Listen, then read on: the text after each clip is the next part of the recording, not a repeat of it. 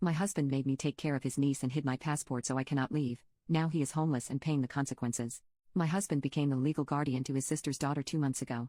She lost her single mom last year. My in-laws took her in, but they were too old.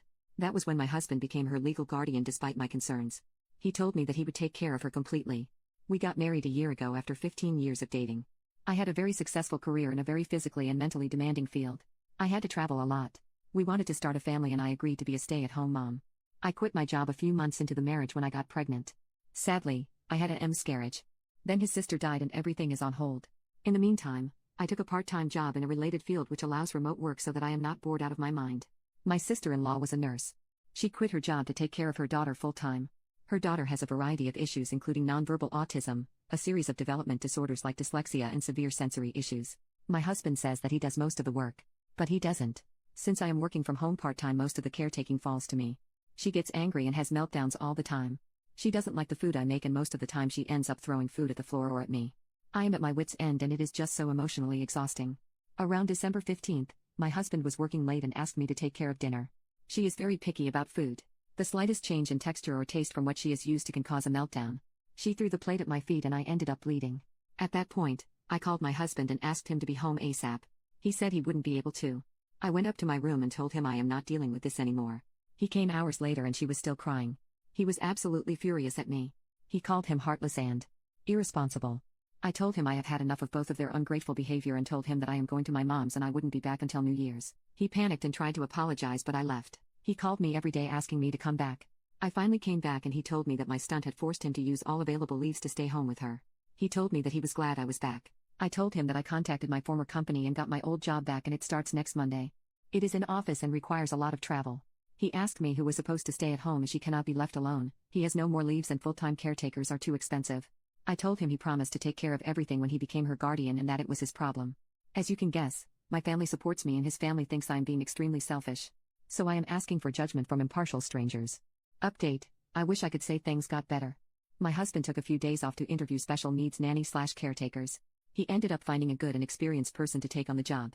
He hired her for 9 to 6 weekdays. One day, she ended up saying she cannot make it for a couple of days due to an emergency. My husband had a meeting he couldn't miss and asked me to look after his niece for the day. I refused and he took my car keys while I was getting ready and left before I noticed so that I could not go to work. I grew up with a narcissistic, gaslighting father who did stuff like this all the time. I told him to come back in 1 hour or I will call CPS and once they get there, I will call a cab and get to work. He ended up driving back and this turned into a big fight and I told him that if he does it again, I will walk out and never look back. He apologized and said that he was just desperate. The worst happened 2 weeks ago. I needed to travel for a couple of weeks for work and I could not find my passport. I am a very organized person and I knew that I did not misplace it.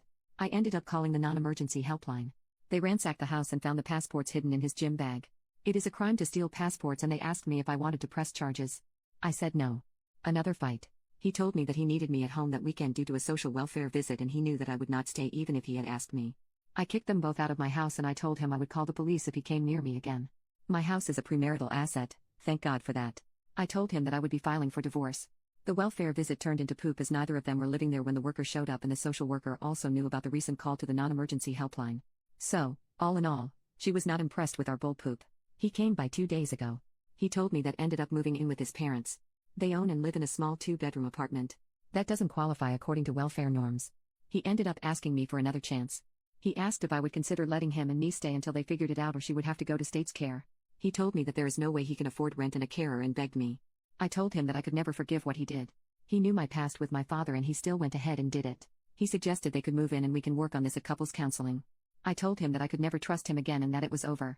He asked me if he could get his parents to take in the niece or even relinquish her care to the state, if I would give him another chance.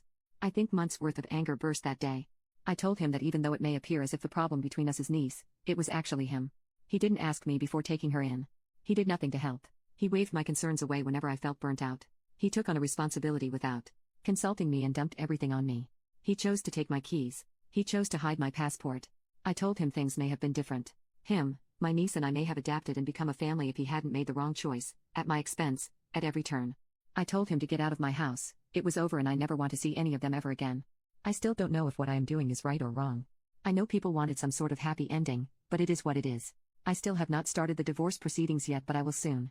For now, I am taking a break as it has been a very emotional and draining couple of weeks.